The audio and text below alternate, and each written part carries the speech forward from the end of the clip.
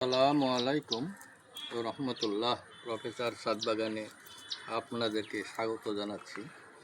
আমার এই ছাদ বাগানে প্রায় পরীক্ষিত 40টি আনারের সমাহার এখানে আছে।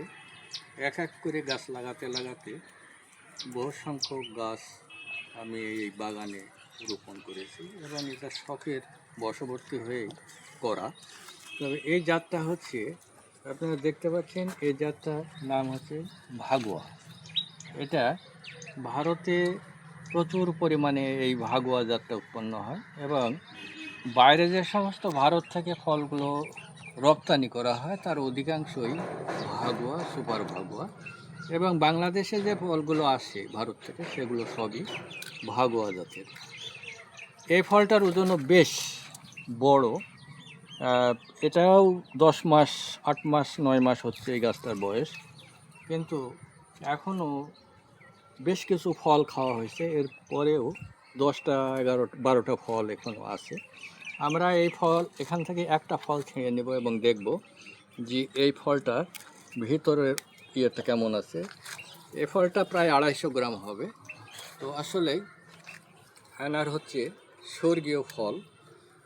এটার গুণাগুণ অনেক, এটার বাজার মূল্য উচ্চ, যার জন্যে অনেকের ক্ষেত্রেই এই ফলটা কিনে খাওয়া সম্ভব হয় না।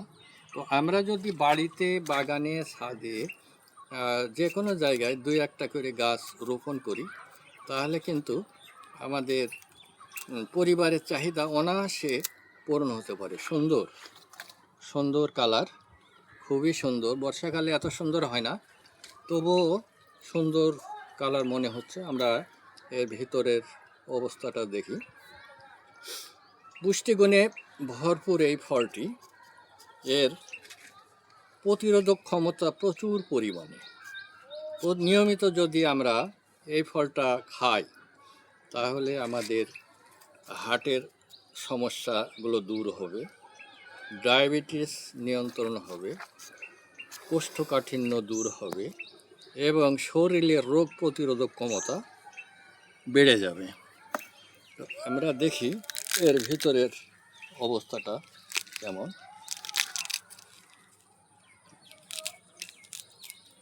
মাশাআল্লাহ, অনেক বড়, সুন্দর কালার।